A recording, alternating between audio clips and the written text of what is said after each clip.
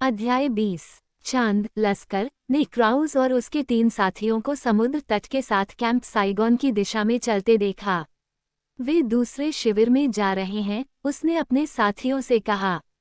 आओ, हम भी चलेंगे। और एक पल बाद वे दूसरों के पीछे समुद्र तट के साथ चल रहे थे। कैंप साइगोन में टार्ज़न अकेले ही नाश्ता कर रहा था। वह जल्दी उठ गया था क्योंकि उसने पूरे दिन के काम की योजना बना रखी थी। केवल लुमकिप ही हलचल कर रहा था, चुपचाप नाश्ता तैयार करने में लगा हुआ था। थोड़ी देर में पेट्रिसिया लेहबडन अपनी झोपड़ी से बाहर आई और टार्ज़न के पास आकर बैठ गई। आप आज सुबह जल्दी उठ गए, उसने कहा।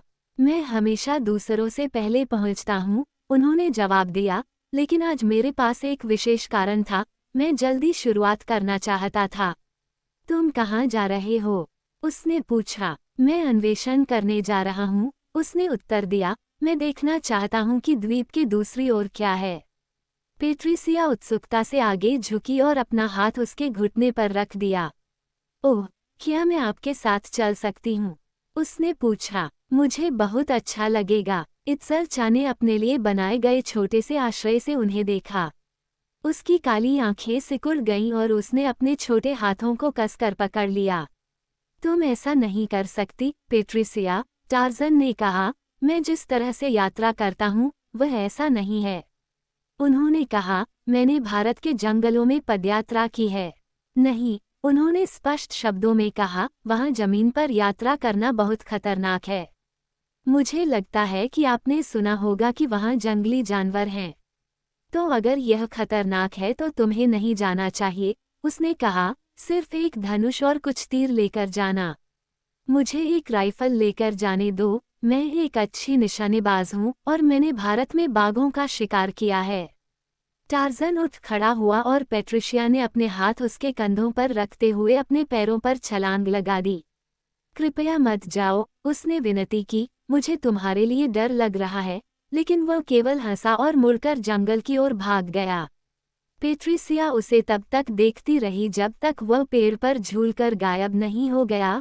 फिर वह गुस्से से इधर उधर घूमी और अपनी झोपड़ी में चली गई।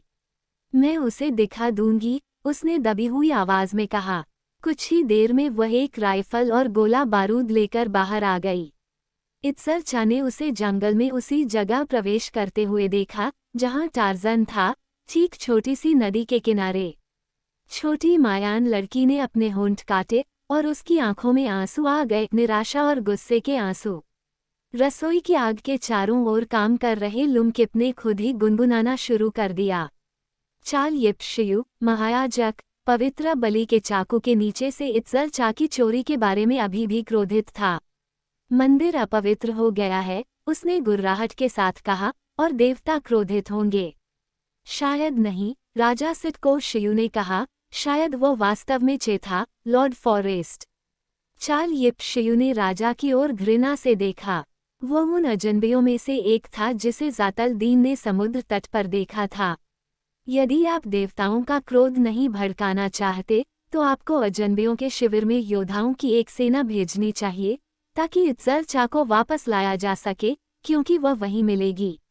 शायद तुम सही हो, राजा ने कहा। कम से कम इससे कोई नुकसान तो नहीं होगा। और उसने ज़ातल दीन को बुलाया और उसे 100 योद्धाओं को लेकर अजनबियों के शिविर में जाने और इत्सर्चा को लाने का आदेश दिया। 100 योद्धाओं के साथ तुम उनमें से कई को मार सकते हो और कैदियों को वापस चिचेन इत्सा ला सकते हो। टिबेट नाविकों से भरी नाव के साथ साइगोन से लकड़ी बचाने के काम को जारी रखने के लिए चट्टान की ओर जा रहा था, जबकि पार्टी के अन्य सदस्य नाश्ते के लिए बाहर आ गए थे। इत्सर्चा चुप और उदास बैठी थी, बहुत कम खा रही थी, क्योंकि उसकी भूख खत्म हो गई थी। जेनेट लॉन आकर डी ग्रूट के पास बैठ गई और पेनेलोप लेह ने उन्हें नाक से देखा। क्या पेट्रिशिया अभी तक जाग गई है, जेनेट? कर्नल ने पूछा। जेनेट ने कंपनी में इधर उधर देखा। क्यों? हाँ, उसने कहा। क्या वह यहाँ नहीं है? जब मैं जागी तो वह जा चुकी थी। वह लड़की दुनिया में कहाँ हो सकती है? पेनेलोप लेह ने पूछा। ओह, वो अवश्य ही आसपास ही होगी, कर्नल ने कहा, लेकिन जब उसने उसका नाम जोर से पुकारा तो यह स्पष्ट था कि वह परेशान था। और वह जीव भी चला गया। श्रीमती लेह ने कहा, मुझे पता था कि विलियम, अगर तुमने उस आदमी को शिविर में रहने दिया तो देर सबेर ऐसा ही कुछ भयानक होने वाला था। अब पेनेलोप, क्या हुआ है? कर्नल ने पूछा। उसने उसका अपहरण क्यों किया? यही हुआ है। लुमकिप, जो चावल की थाली मेज पर रख रही थी, ने बातचीत सुन ली और उत्तर पूर्व की ओर इशारा करते हुए कहा, टार्जन, वो उस तरफ जाए, प्लेटसी, वो उस तरफ जाए, और उसी दिशा में इशारा किया। शायद पैट ने उसका अपहरण कर लिया है, एल्गी ने सुझाव दिया। बेतुका मत बनो, अलगर्नन, श्रीमती लेह ने झट से कहा। ये बिल्कुल स्पष्ट है कि क्या हुआ था। उस जीव ने उसे जंगल में बहलाया था। वे बहुत देर तक बातें करते रहे। इत्जलचा ने उदास होकर कहा, वे अलग अलग समय पर जाते हैं, वे जंगल में मिलते हैं। विलियम, आप वहां बैठकर उस भारतीय लड़की को ये कैसे बता सकते हैं कि आपकी भतीजी ने उस असंभव प्राणी के साथ जंगल में संबंध स्थापित कर लिया है? ठीक है, कर्नल ने कहा, यदि पैट जंगल में है तो मैं ईश्वर से प्रार्थना करता हूं कि टार्जन उसके साथ हो। पैट ने एक जलधारा का अनुसरण किया जो उत्तर पूर्व दिशा में कुछ दूर तक बह रही थी, और जब वह दक्षिण पूर्व दिशा में मुड़ी तो वह उसका अनुसरण करती रही। उसे नहीं पता था कि टार्जन पेड़ों के बीच से तेजी से गुजर रहा था और द्वीप के दूसरी ओर लगभग पूर्व दिशा में पेड़ों के बीच से गुजर रहा था। अब जमीन तेजी से ऊपर उठ रही थी और छोटी जलधारा उत्साह से समुद्र की ओर नीचे गिर रही थी। पैट को एहसास हुआ कि वह एक जिद्दी मूर्ख बन रही थी, लेकिन जिद्दी होने के कारण उसने द्वीप का नज़ारा देखने के लिए थोड़ी दूर पहाड़ पर चढ़ने का फैसला किया। यह एक कठिन चढ़ाई थी और पेड़ों ने लगातार किसी भी दृश्य को बंद कर दिया था, लेकिन लड़की तब तक चलती रही जब तक वह एक समतल चट्टान पर नहीं पहुंच गई जो पहाड़ के एक कंधे के चारों ओर फैली हुई थी। चूंकि वह इस समय तक काफी थक चुकी थी, इसलिए वह आराम करने के लिए बैठ गई। मुझे लगता है कि आप में से कुछ लोग बाहर जाकर पेट्रिशिया की तलाश करेंगे, श्रीमती ले ने कहा। मैं जाऊंगा, एल्गी ने कहा, लेकिन मुझे नहीं पता कि उस बूढ़ी लड़की को कहाँ ढूंढूं। डॉक्टर क्राउच ने पूछा, वह समुद्र तट पर कौन आ रहा है? क्यों, ये क्राउज और शमिट हैं, बोल्टन ने कहा। हाँ, और ओबनोविच और अरब उसके साथ हैं। लगभग स्वचालित रूप से पुरुषों ने अपनी पिस्तौलें खोल दी और चुपचाप चारों के पास आने का इंतजार करने लगे। नाश्ते की मेज पर बैठे सभी लोग उठ चुके थे और उत्सुकता से इंतजार कर रहे थे। क्राउस तुरंत मुद्दे पर आ गए। हम आपसे ये पूछने आए हैं कि हमें वापस आने दें और आपके पास डेरा डालने दें, उन्होंने कहा।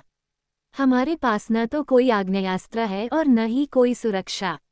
हमारे 2 आदमी जंगल में चले गए और कभी वापस नहीं आए, और 2 को रात में शेरों ने शिविर से बाहर निकाल लिया।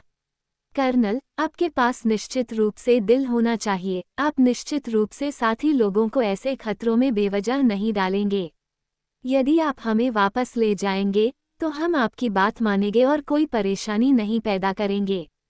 कर्नल ने कहा, मुझे डर है कि जब टार्जन वापस आएगा और तुम्हें यहाँ पाएगा तो बहुत परेशानी होगी। विलियम, तुम्हें उन्हें रहने देना चाहिए, श्रीमती ले ने कहा। यहाँ कमान तुम्हारे हाथ में है, न कि उस टार्जन प्राणी के हाथ में। डॉक्टर क्राउच ने कहा, मुझे सचमुच लगता है कि उन्हें वापस भेजना अमानवीय होगा। जेनेट लाओन ने कटुतापूर्वक कहा, वे हमारे प्रति अमानवीय थे। युवती पेनेलोप भड़क उठी, तुम्हें तुम्हारी औकात बताई जानी चाहिए, इस बारे में तुम्हें कुछ नहीं कहना है। कर्नल फैसला करेगा। जेनेट लॉन ने निराशा से अपना सिर हिलाया और डे ग्रूट की ओर आंख मारी। पेनेलोप ने आंख मारी और फिर भड़क उठी। तुम एक घमंडी व्यक्ति हो, उसने कहा, तुम्हें और भारतीय लड़की और उस टार्जन प्राणी को कभी भी सज्जनों के साथ एक ही शिविर में रहने की अनुमति नहीं दी जानी चाहिए।